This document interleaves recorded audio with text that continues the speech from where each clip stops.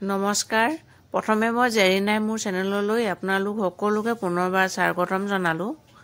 আজি মই আপোনালোকৰ বাবে নাৰিকলৰ পুৰ দি জোন পিঠাৰ ৰেচিপি এটা লৈ আহিছো।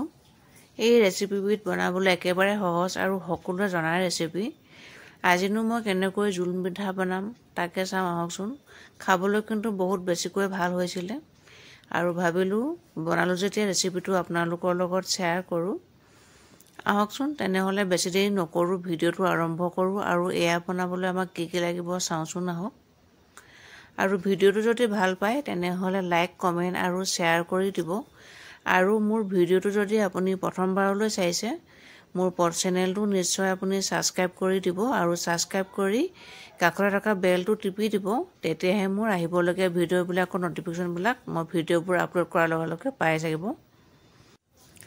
জোন পিঠা বনাবৰ বাবে এটা শুকান বাটিত মই 1.5 বাটি ৰঙা আটা লৈছো। আপোনালোকে আটাৰ সলনি ময়দাও ল'ব পাৰে। ময়দা ল'লে পিঠাটো বেছিকৈ মচমচীয়া হয় আৰু আটা ল'লে কোমল হয়। আজি মই আটাৰে বনাইছো আৰু ডাঙৰ চামুচেৰে 1 চামুচ মানৰ জোখত ৰিফাইন তেল দিছো।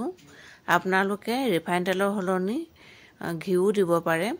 এতিয়া ৰিফাইন তেলখিনি মই আটাখিনিৰ লগত ভালকৈ সানি লৈছো। আপোনালোকেও এনেকৈ সানি ল'ব ধুনীয়াকৈ। ইমানলৈকে সানিব যাতে ভালকৈ সনাৰ পাছত হাতেৰে মুঠি মাৰি চাব, যদি মুঠি বন্ধা যেন অনুমান হয় সিমানখিনিলৈকে ধুনীয়াকৈ সানি ল'ব। যদি মুঠি নেবান্ধে তেনেহলে আৰু অলপ ঘিউ বা ৰিফাইন তেল দি ল'ব। এয়া মোৰ মুঠি বান্ধিছে, দেখিছেনে? এতিয়া মই কুহুমীয়া গৰম পানীৰে আটাখিনি মঠি ল'ম। লুচি বনাব লোৱাৰ নিচিনাকৈ মই আটাখিনি মঠি ল'ম। পানীখিনি একেবাৰতে সৰহকৈ ঢালি নিদিব, অলপ অলপকৈ দি মঠি ল'ব।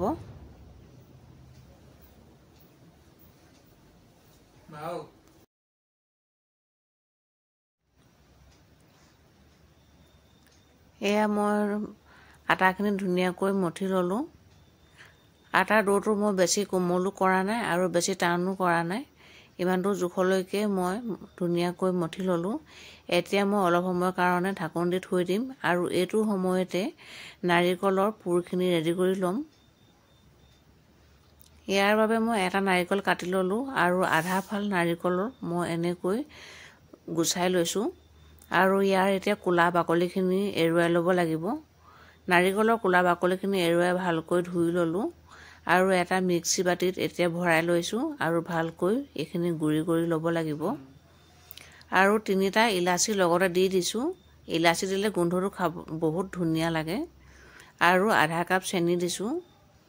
চেনি আপোনালোকে নিজৰ সোৱাদ অনুসৰি লৈ ল'ব। এয়া মই মিক্সি বাটিটোত ধুনীয়াকৈ পিচি আনিলোঁ। এতিয়া গেছৰ ওপৰত এখন কেৰাহী পাতি দিলোঁ আৰু নাৰিকলখিনি এতিয়া ভাজি ল'ব লাগিব।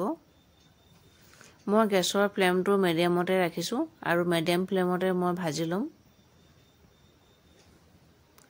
নাৰিকলৰ লাড়ু বনোৱাতকৈ অলপ বেছিকৈ ভাজিব লাগিব, মানে শুকানকৈ ভাজিব লাগিব। এয়া মোৰ ভজা হৈ গৈছে।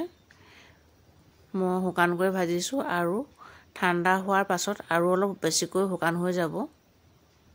এতিয়া মই গেছৰ চুইচটো অফ কৰি দিম আৰু আটাৰ ডোটো আৰু এবাৰ ভালকৈ মঠি লৈছোঁ। এতিয়া এখন বেলনাত মই আকৌ এবাৰ ভালকৈ মঠি লৈছোঁ আৰু হাতেৰে দীঘলীয়া চেপ দি সৰু সৰু লাডু কৰি ল'ম।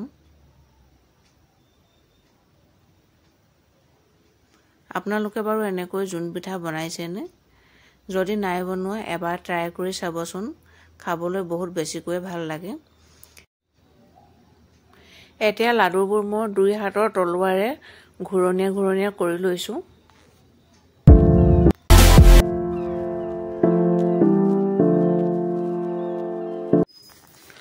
ৰুটি বেলাৰ দৰে মই এতিয়া বেলি ল'ম।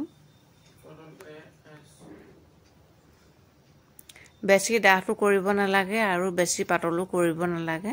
বেছি ডাঠ কৰিলেও নিসিজিব আৰু বেছি পাতল কৰিলেও ফুলি নাহিব। সেয়ে ডাঠ আৰু পাতল দুইটাৰ মাজতে ৰাখিব লাগে।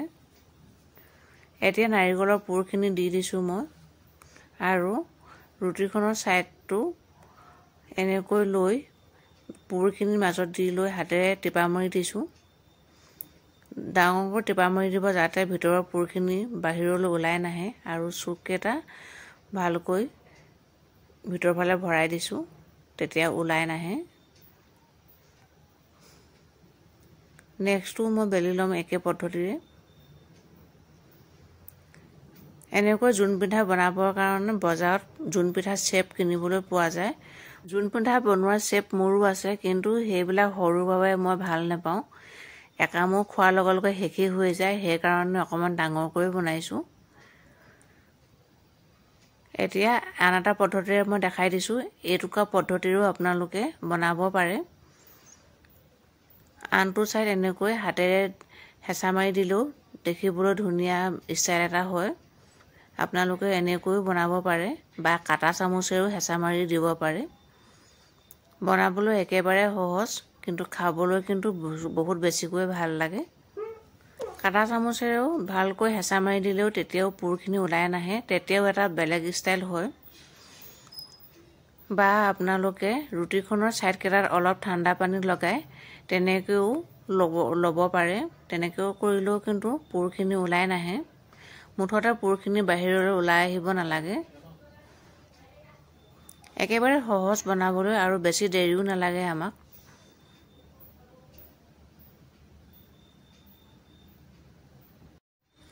মোৰ আটাইকেইটা জোন পিঠা বনাই হৈ গ'ল।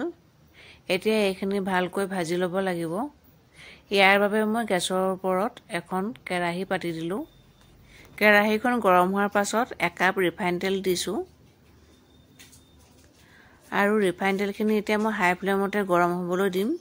ৰিফাইন তেলখিনি গৰম হৈছেনে চাবৰ কাৰণে আটাৰ টুকুৰা এটা পেলাই চাইছোঁ, আৰু টুকুৰাটোৰ লগে লগে ওপৰলৈ উঠি আহিছে। তাৰমানে আমাৰ তেলখিনি ধুনীয়াকৈ গৰম হৈ গৈছে।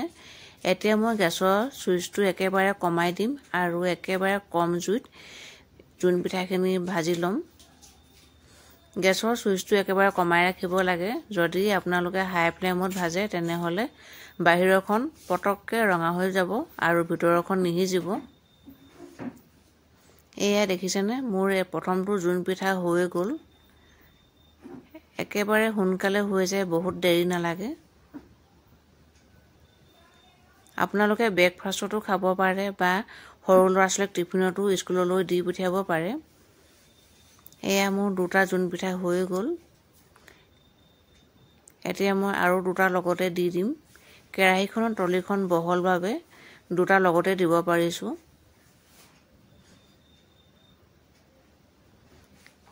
জোন পিঠাকেইটা দি আপোনালোকে ইলুট সিলুট কৰি দিব, তেতিয়া সহজেই সিজিব।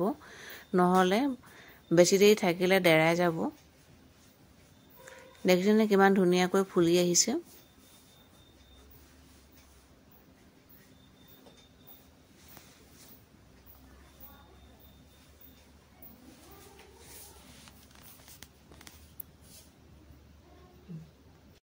এনেকৈ জোন পিঠা বনাই আপোনালোকে নিজেও খাওক, আনকো খুৱাওক আৰু এনজয় কৰক। বহুত বেছিকৈ ভাল লাগে আৰু একেবাৰে সহজতে হৈ যায়। এয়া মোৰ গোটেইখিনি জোন পিঠা বনাই হৈ গ'ল। ভিডিঅ'টো শেষলৈকে চোৱাৰ কাৰণে আপোনালোকক বহুত বহুত ধন্যবাদ জনালোঁ। আকৌ এটা নতুন ৰেচিপি ভিডিঅ'ৰ সৈতে আপোনালোকৰ লগত পুনৰ কথা পাতিম। তেতিয়ালৈকে সকলোবোৰ ভালে থাকক, সুস্থ থাকক, হাঁহি থাকক, সুখত থাকক। তেনেহ'লে আজিলৈ আহিছোঁ। বাই।